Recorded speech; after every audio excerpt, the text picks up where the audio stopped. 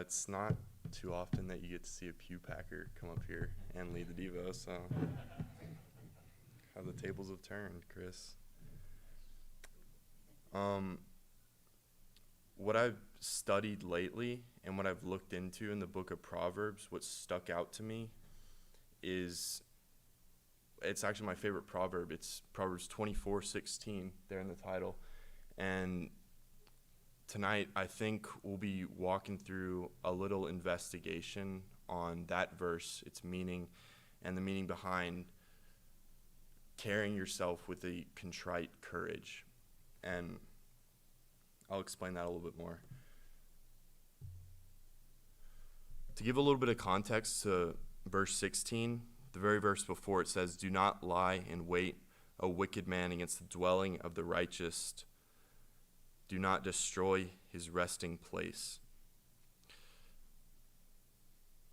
So, enemies of Christians are always going to be looking for opportunities to destroy. Christ tells us this. We know this is part of our battle, is against the evil one.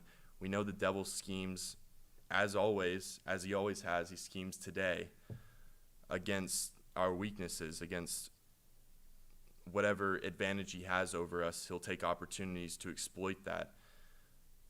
So what Solomon is describing here in 24th chapter of Proverbs is this enemy's opportunity that they have in a good man's and a righteous man's time of weakness, whether they be weakened by illness or distress. This is the context that we're given. So what is the problem at hand? That's what I really dove into and what we're looking at. And the problem at hand is that the righteous man has fallen. We have fallen. So to take the point of view of this righteous man, whether it be sin or trial, we have fallen down so many times. We have and we will continue to fall down. We'll fall short. We will fail trials and we will disappoint. And so, to get into it, this is the verse. "For a righteous man falls 7 times and rises again, but the wicked stumble in time of calamity." I want to read that one more time. "For a righteous man falls 7 times and rises again, but the wicked stumble in time of calamity." And the King James Version says, "For a just man falleth 7 times and riseth up again, but the wicked shall fall into mischief." And this has always been my favorite proverb, and I haven't exactly been able to put my finger on why it has been. But so many things stick out to me here. A lot of commentators insist that the fall here of the righteous man is their trouble or trials, but I don't see any adequate reason why it can't be sin as well. And notice the difference between the righteous man and the wicked. Who falls here? Both of them fall. The wicked and the righteous man fall. And who falls more? That's what stuck out to me. I never saw this. The righteous man falls more than the wicked man does. He's a righteous man, but he's not a perfect man. The just man continues to fall more than the wicked man because he keeps getting up. You can't fall when you're already down. You can't rise up when you're already living in sin. You can't get back up when you refuse to rise. So this is what makes the righteous man separate, is that he has the courage and he makes the courageous choice to rise again. Then, and only then, once you rise, does falling become an option again. Falling to trials, not having resilience through trials, falling to sin, and not having resilience through times of trial, and failing. So these are the two opposites that are depicted that I get from this verse, is that you need to have resilience through trials and resilience through failures. And Micah in Micah 7 goes into this in a lot more depth, and the verse that Micah goes into parallels this perfectly. And I found this verse that depicts the exact type of contrite courage that we need to carry ourselves with. And it starts in Micah 7, verse 6. I'll read this out loud. For son treats father contemptuously. Daughter rises up against her mother. Daughter-in-law rises against her mother-in-law. A man's enemies are the men of his own household. Listen to this part. A man's enemies are the men of his own household. And this is familiar because Christ says it in Matthew 10. Do not think that I came to bring peace on the earth. I did not come to bring peace, but a sword. For I came to set a man against his father, and a daughter against her mother, and a daughter-in-law against her mother-in-law. And a man's enemies will be the members of his own house. So Jesus makes it clear here that Micah's situation in verse 6 that I read first is relevant. Relational conflicts are relevant, even within the household. And it's also clear that we may wrongly get caught up in the evils of this world. And that goes back to Proverbs 24:16. I want to read through, well, actually, Micah 7 continues in verse 7 here.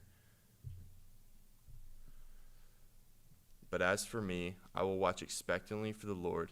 I will wait for the God of my salvation. My God will hear me. Do not rejoice over me, O my enemy. And this is what's happening in Proverbs 24. You see the enemy at the time of the righteous man's weakness, taking advantage, attempting to cause a fall. And so what Micah's saying here begins right here in the middle. Do not rejoice over me, O my enemy. Though I fall, I will rise. Though I dwell in darkness, the Lord is a light for me. I will bear the indignation or the anger of the Lord because I have sinned against him.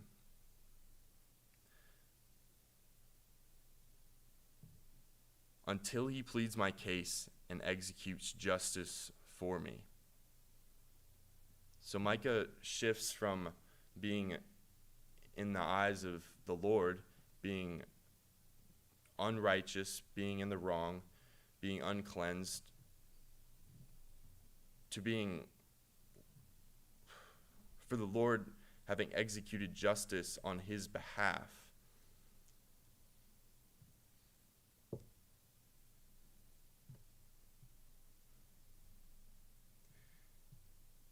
This is the image of the justified sinner, dealing with the displeasure of God.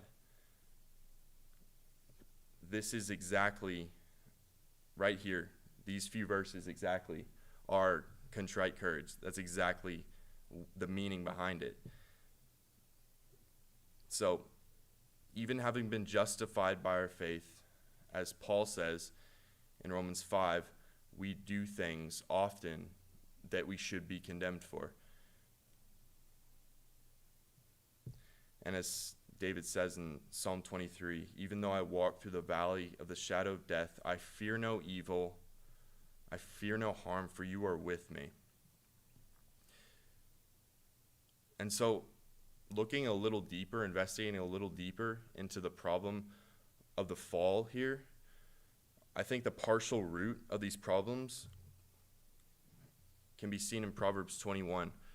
Every man's way is right in his own eyes, but the Lord weighs the hearts. And there's so many good verses out of Proverbs. Having studied it recently, there's so many gems that I could put in here.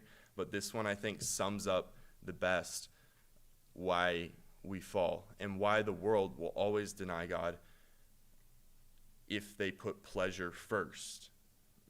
Because the two are opposites. You cannot serve two masters. You cannot be right in your own eyes and put your heart first. I think it's funny, often people say things like their heart makes things justified. Like, I have to follow my heart, or in my heart I know, or it was in my heart, I had to do it. But God weighs the hearts of men. And he knows that the heart itself does not justify anything. Another proverb goes hand in hand with this is Proverbs 21:17.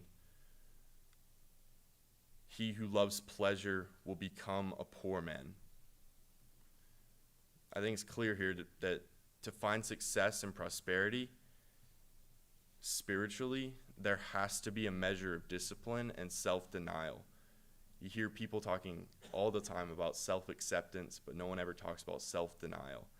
And that goes back to the heart. People saying that their heart justifies things.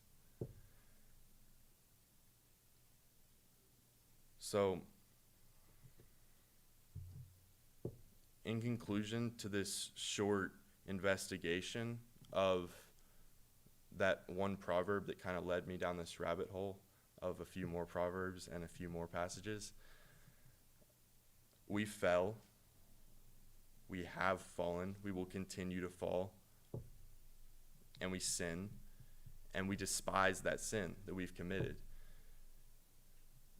And so we look away from that sin. We look towards Jesus. We have to go to the cross each time. And so what does the righteous man think here? Back to the original verse. What does the righteous man think here?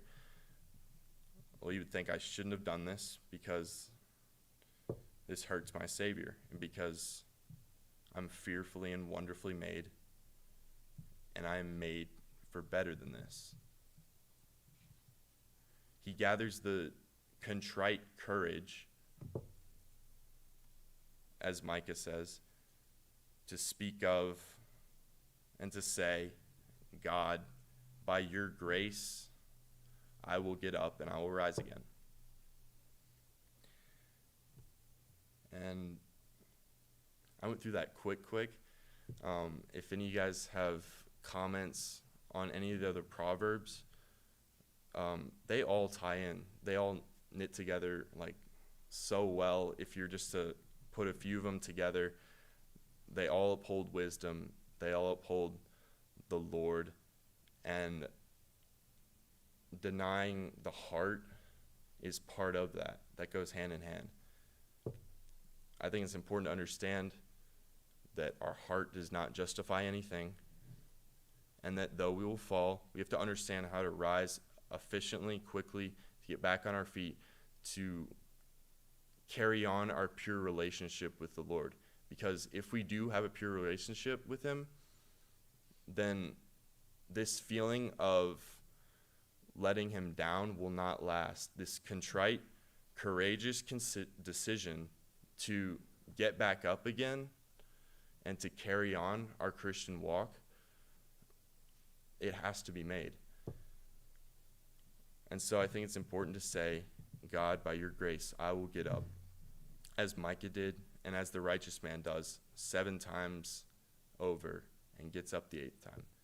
And going back to what Micah says too, there's a short interlude of him understanding that he's messed up, that the situation we put ourselves in, that he will look to the Lord, as it says, I will watch expectantly for the Lord. So he looks to the Lord. He waits for the Lord. And then it says, my God will hear me, implying that he's calling to the Lord. And then he says, though I fall, I will rise. So this is a quick transition. And in the matter of a few verses, it's admirable that this decision is made, this courageous decision is made so quickly. And I guess that's why this verse has always stuck out to me, is because that righteous man is someone who I admire and who I wish to be, because that's a personal struggle, being stuck in not knowing how to rise again. And yeah, that's it. That's the perfect verse for it. And I think you could also connect that to the heart. Even someone with you know, good intentions at first, who's guided by their heart, anything's justified to them because their heart desires it. And so that's where self-denial comes into it too. I'd say that connects perfectly with that, is there's only a cultural push for acceptance and no denial.